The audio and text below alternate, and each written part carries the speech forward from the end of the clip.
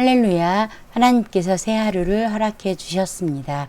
오늘 하나님께서 주시는 말씀은 레위기 13장입니다. 레위기 13장 9절에서 17절 말씀입니다. 레위기 13장 9절에서 17절 말씀 읽겠습니다. 사람에게 나병이 들었거든 그를 제사장에게로 데려갈 것이요.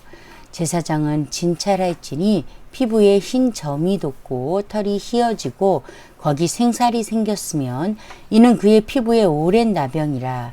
제사장이 부정하다 할 것이요. 그가 이미 부정하였은즉 가두어 두지는 않을 것이며 제사장이 보기에 나병이 그 피부에 크게 발생하였으되 그 환자의 머리부터 발끝까지 퍼졌으면 그가 진찰할 것이요. 나병이 과연 그의 전신에 퍼졌으면 그 환자를 정하다 할지니 다 희어진 자인즉 정하거니와 아무 때든지 그에게 생살이 보이면 그는 부정한즉 제사장이 생살을 진찰하고 그를 부정하다 할지니 그 생살은 부정한 것인즉 이는 나병이며 그 생살이 변하여 다시 희어지면 제사장에게로 갈 것이요. 제사장은 그를 진찰하여서 그 환부가 희어졌으면 환자를 정하다 할지니 그는 정하니라. 아멘. 자, 오늘은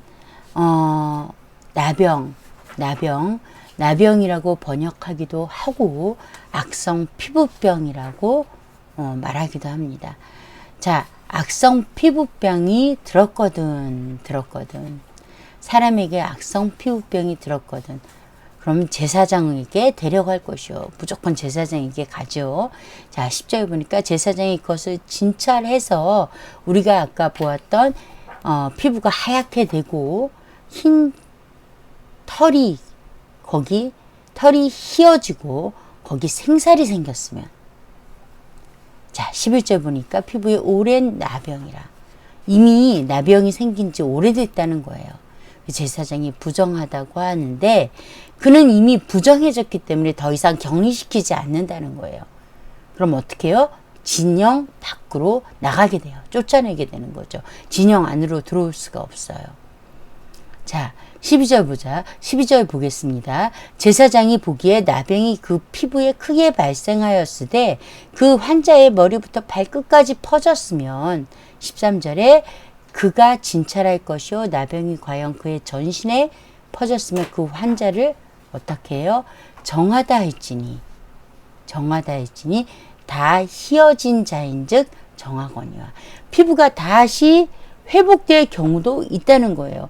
잘 있지는 않았겠죠. 나병이 저절로 싹 낫지는 않을 테니까. 그런데 만약에 이것이 피부가 다 휘어져서 깨끗해지면 그를 정하다고 한다라는 거예요. 한 번 진영 밖으로 쫓겨났다고 끝나는 것이 아니라 진영 밖에 나가 있었어도 쫓겨났어도 그가 회복이 되면 다시 정하게 될 수 있다라는 거예요. 14절 볼까요? 아무 때든지 시기하고 관계가 없다는 거예요. 생살이 보이면 그는 부정한 즉. 아무리 그가 정하여졌다고 확정되었어도 아무 때든지 생살이 보이면 다시 그거는 어떻게 돼요? 부정하게 된다라는 거예요.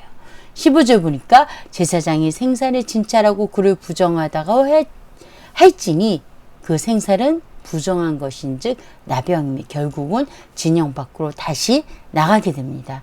쫓아나게 돼요.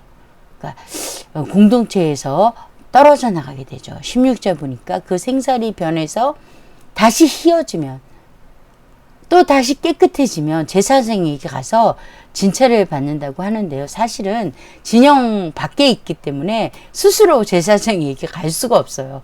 그러면 어떻게 해야 돼요? 지금은 성경에 이렇게 기록되어져 있지만 실제로는 밖에서 제사장을 불러야 돼요. 오시기를 요청해야 돼요. 제사장이. 오시기를 요청하면 진영 밖으로 와서 진찰하는 거예요. 17절 보면 제사장이 그를 진찰해서 그 환부가 휘어졌으면 다시 환자를 정하다 할 것이다. 그러면 그는 정하다. 자, 오늘 말씀은요. 자, 아무리 악성 피부병, 나병이 걸렸더라도 언제든지 회복이 되면 다시 진영 안으로, 이스라엘 백성 안으로 들어올 수 있다라는 거예요. 자, 이것을 오늘날 저와 여러분, 오늘날의 교회에는 어떻게 적용할 수 있을까요? 우리가 아까 저번 시간에 나병, 악성 피부병을 우리가 죄라고 보았어요. 그런데 이 죄가 나으면 언제든지 돌아올 수 있다라는 거예요. 그런데 자, 우리 한 번씩 조금씩 보면서 우리가 한번 적용해 봅시다. 11절 한번 볼까요? 11절 하반부에 보면은요. 나병이 되면 제사장이 부정하다고 하고 이미 부정해서 가두어 두지는 않는다. 격리시키지 않는데요. 격리시키는 것은요.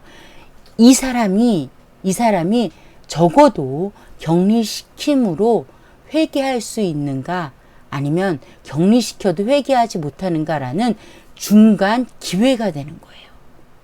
그래서 보면 그 격리 중에도 정하게 되는 사람이 있고 부정하게 되는 사람이 있잖아요. 격리 중에 회개하는 사람은 정하게 되고, 격리 중에 회개하지 않는 사람, 격리 중에서도 죄를 짓는 사람, 그런 사람은 어떻게 될까요? 진영 밖으로 쫓겨나게 되는 거예요. 그렇지만 진영 밖으로 쫓겨났다고 할지라도 회개하면 언제든지 돌아올 수 있다라는 거예요. 우리가 여기서 무엇을 알 수 있을까요?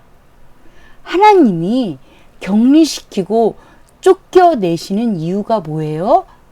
이들이 회개하고 돌아오시기를 기다리는 거예요. 결국은 우리의 삶 속에 죄로 인하여서 어떤 환난과 고난이 있다라는 것은 무엇을 뜻하는 것인가요? 그것을 통해서 불 속에서 금덩어리, 아직 정금이 되지 않은 돌덩어리를 넣었을 때 모든 부산물이 태워지고 정금이 되는 것처럼, 우리가 고난과 환난과 어려움 속에서 우리의 죄를 회개하고 하나님께 돌아오기를 바라시는 거예요. 즉, 하나님은 용서하시려고 저와 여러분을 기다리신다는 겁니다. 기도하겠습니다. 좋으신 하나님 아버지, 오늘 귀한 말씀 주셔서 감사합니다. 하나님께서 우리를 사랑하셔서 죄에서 깨끗하게 하시려고, 이 죄의 삶에서 건져내시려고 우리에게 여러 가지 어려움과 고난을 허락하셨음을 이 시간 배웠습니다. 이제 하나님이 주시는 그 모든 것들을 감사로 받고 우리가 돌아와 회개하고 하나님께 용서받기를 원하시는 하나님을 다시금 기억하며 감격하고 돌아오게 하여 주시옵소서. 예수님 이름으로 기도합니다. 아멘.